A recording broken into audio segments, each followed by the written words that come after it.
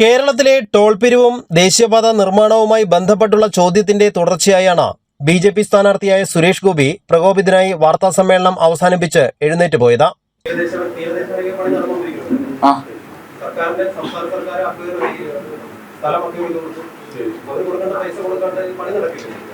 ആണോ? ചോദിക്കും. ഒരു വൈറ്റ് പേപ്പർ ഇറക്കാൻ പറ, ഒരു ധവളപത്രം ഇറക്കാൻ പറ, എത്ര കൊടുത്തതെന്ന്. ആ നിർദ്ദിഷ്ട കാര്യസാധ്യത്തിന് പണം കൊടുത്തതിൻ്റെ ഒരു വൈറ്റ് പേപ്പർ ഇറക്കാൻ പറയൂ. അങ്ങ് ഏത് ചാനലാ? എൻ്റെ അമ്മേ,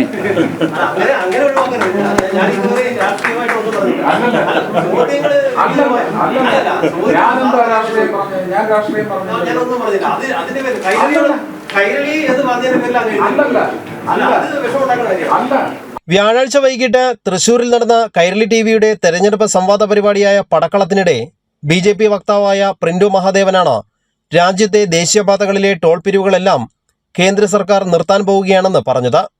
ആ മാഫിയുമായി എൻഡിഎക്കുള്ള അമിതമായ ബന്ധമാണ്. കാലാവധി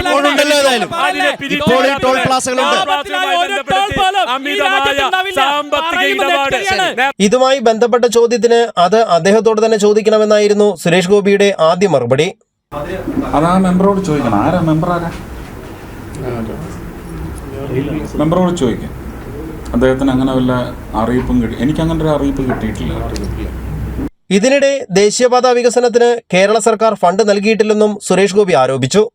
സംസ്ഥാന സർക്കാർ തങ്ങളുടെ വിഹിതം നൽകാതെയും സ്ഥലം ഏറ്റെടുത്ത് നൽകാതെയും എങ്ങനെയാണ് ദേശീയപാത നിർമ്മാണം തുടങ്ങിയത് എന്ന ചോദ്യത്തിന് ഏതു ചാനലിന്റെ പ്രതിനിധിയാണ് എന്നായിരുന്നു മറുചോദ്യം.